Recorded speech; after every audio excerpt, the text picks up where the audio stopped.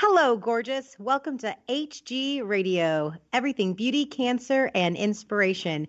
Here is your co founder and host, Kim Becker. Hello, gorgeous. Thank you for joining us today. I'm your host, Kim Becker, and this is Hello, Gorgeous, everything beauty, cancer, and inspiration on Society Bites Radio, social interaction for the mind and soul. Our guest today is Darlene Brown.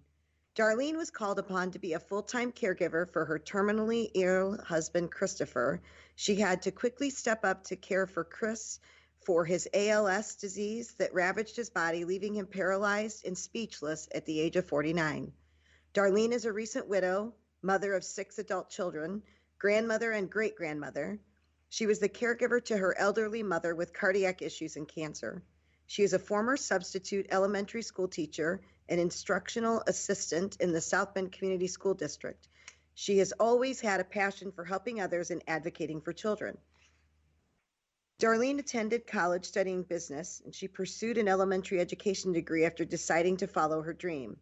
Then enjoyed traveling and continues to do so, packing a sense of humor as a "we can do this" attitude. It was a new world for them as a caregiver and an ALS warrior. The local NBC affiliate, WNDU anchor Maureen McFadden, featured a special segment titled Beyond the Ice Bucket Challenge, a local couple's journey with ALS. Darlene refused to this part of their lives as a journey as she continues to advocate for individuals and families affected by terminal diseases and the caregiving community. She is also known by her nickname, the Queen of Pea. The title was lovingly bestowed on her upon her by Chris. Hi, Darlene, and welcome to the show. Hi, Kim. How are you today? I'm good. It's a good day. I was going to say, preparing for this has been a little emotional, but I'm really happy to be able to share this gift of caregiving with the community. Well, and so just to kind of let our listeners know, you and I have talked several times on the phone. However, we've never actually met in person.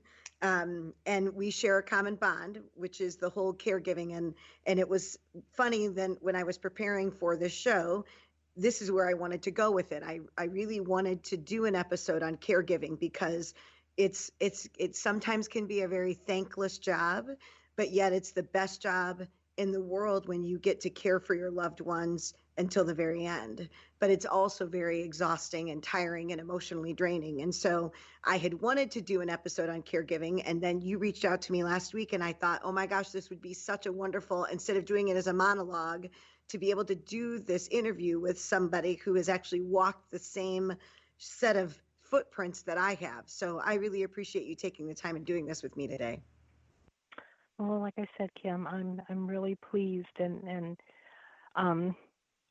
really would like to share some of the tips and some of the things that I learned and just make it easier maybe for someone else.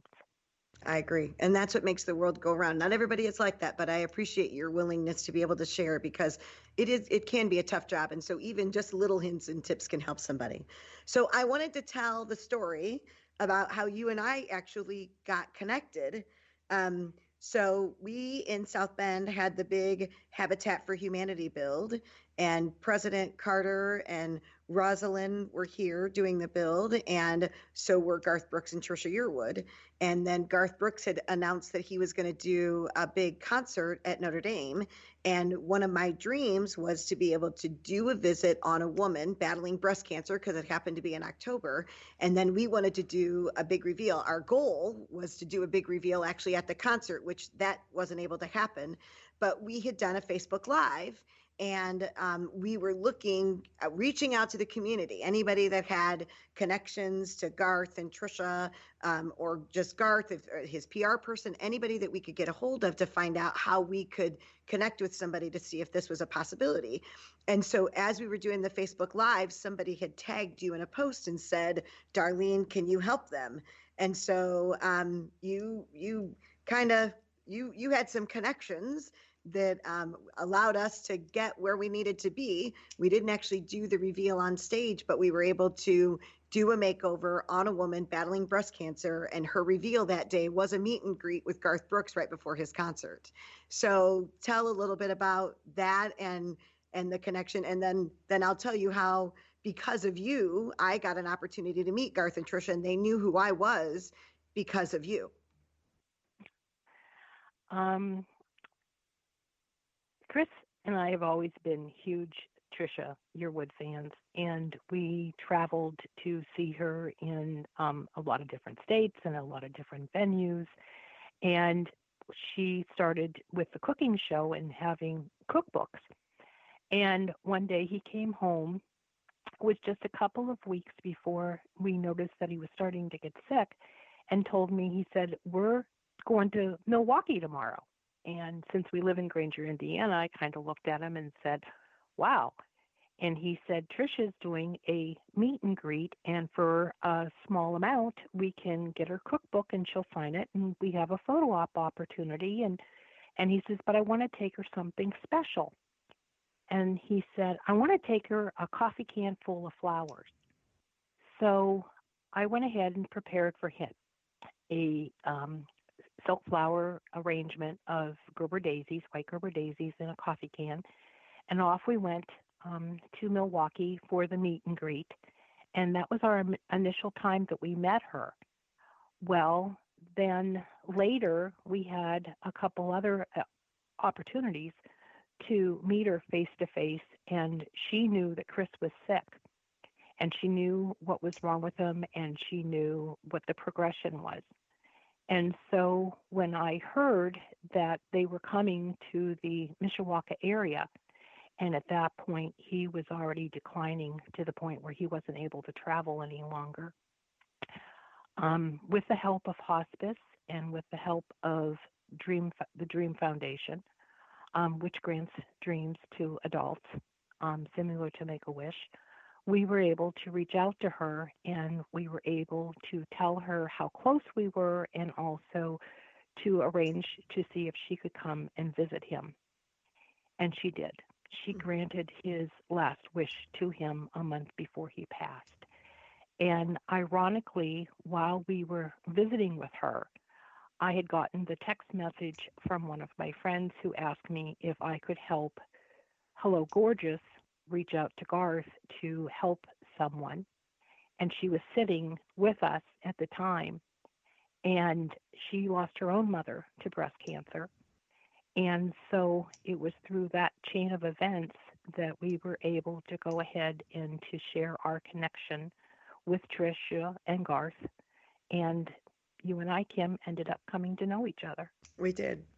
And what was interesting then was then I had gone out to the Habitat build. I was invited by the mayor to go out and to see the project they were working on. And it happened to be that the mayor was working on a home that Trisha and Garth were working on. And so I went out and I met Trisha and met Garth, and when I met them, that's what they had said. This is the lady that you heard about yesterday. This was the one that, Darlene and I had no clue because I had not met you, so I didn't know any of that had transpired prior to that. But they're very, very, very special people, and they made you were able to take Chris to a concert at one point in time, weren't you? And didn't they make some amazing arrangements for you to make sure that you could get him there? Yeah. We were in Nashville about 9 months before they had come to Mishawaka, and it was another book signing, and it was a meet and greet. And when we got to the venue and we were greeted with 200 other people in line, Chris had driven up in his power wheelchair to the front of the line, and the staff there went ahead and accommodated us, and they took us in to meet her. And the moment that she looked at him and she met him, she realized who it was. And we had told her how we had traveled from Notre Dame through the ice and snow in December to Nashville. And she had asked us if we were going to go to the concert that night. And I told her that we were, but that I had gotten our tickets late. And she looked at me and said, "Oh no, your family." And she said to one of her assistants, "You take care of whatever they need." And they did. And we went to the concert, compliments of Trisha. And we were met outside and escorted in, and it was just a monumental experience for all of us because, as you know, when you go out in public, it is not easy when you are in a wheelchair. Mm-hmm. And and I feel like your Chris was a lot like my Michael, which is their life was very short, but the life they lived was incredible. And it was a lot of times thanks to people like that that would make dreams come true or situations that we couldn't have manifested on our own, that people that are special like Trisha and Garth that stepped up and just because they wanted to do it out of the kindness of their heart, not because of any type of public recognition or anything. It was truly just because they love what they do and they love the people that love them. And so I think it's amazing that as fast as Chris declined, that you guys were able to make so many special memories, and the experience that he was able to take when he left this earth. I think that's incredible. Yes, it was. So tell me, what was the hardest part? We talked a little bit about having that common thread, the two of us being a caregiver. And I know what mine was, but what was the hardest part of going from wife and daughter to caregiver for both your husband and your mother? I think with Chris, it was finding out all the things that he did that I wasn't aware of that he took care of here at home and for our lives. And one of the things that I would pass on as a tip would be get yourself a notebook and get it early and start writing down all the passwords and usernames and dates and names of repair companies and lawn services and septic systems and where certain tools are and, car registrations and all the things that that person took care of that you just never had a clue that they took care of, because once they're gone, you can't ask those questions anymore. And with my mom, changing from the role of daughter to caregiver, my mom was 82 years old when she really got to the point where I had to step in. And being an only child, I didn't have anyone to help me. And all of a sudden, my availability for doctor's appointments, if she was in the hospital, making decisions about different things, realizing that I needed a power of attorney, both for her and Chris early on in the event something happened to them. Those were the role changes that were really kind of quick and startling that really made me realize that things were going to change in my life. Mm-hmm. And that's difficult too. Like you said, your calendar used to be filled with, school programs and shuffling kids here and there and, fun vacations. And all of a sudden it's dominated now by just that, doctor's appointments. And it does change. It does shift, but you have to be in that right mindset, because it would be very easy to be very bitter about this life or this hand that you've been dealt. And so I think that a lot of these things, these tips, the notebook is brilliant. As soon as you can, if you know, to start writing all of that stuff down, because when they are not there to ask anymore, I think that's a really, really, really good tip. What is something else that you wish somebody would have told you in the beginning that would have made this process or this transition a little easier? First of all, just relax and breathe. And things can get very overwhelming, and that worrying is wasted energy. It doesn't solve anything, and it steals precious time, and you need a clear head, and you need the sleep that you can get to keep your energy level up and keep your emotions sometimes in check. And normal is different for everyone. And the disease sometimes can dictate your daily routines. But Chris used to remind me all the time when things would get overwhelming, nothing lasts forever. Mm-hmm. I think that that's the toughest part. And I don't know about you, but I was talking with my sister the other day, and I don't know whether we had this conversation on the phone prior to this interview or not, but I remember saying to Trisha that I would hear people say, I miss my old life after a spouse dies. I miss my old life. And I said to my sister, I don't miss my old life. I miss Michael immensely. I miss him till my heart hurts, but I don't miss watching him being stuck. I don't miss watching him go through dialysis. I don't miss him, watching him labor to walk because he was in so much pain. I don't miss the tubes and the IVs and the infusions. And I don't miss that part of my life. I miss the healthy Mike. I miss the Mike prior to all of this that has gotten really bad. I don't know. Is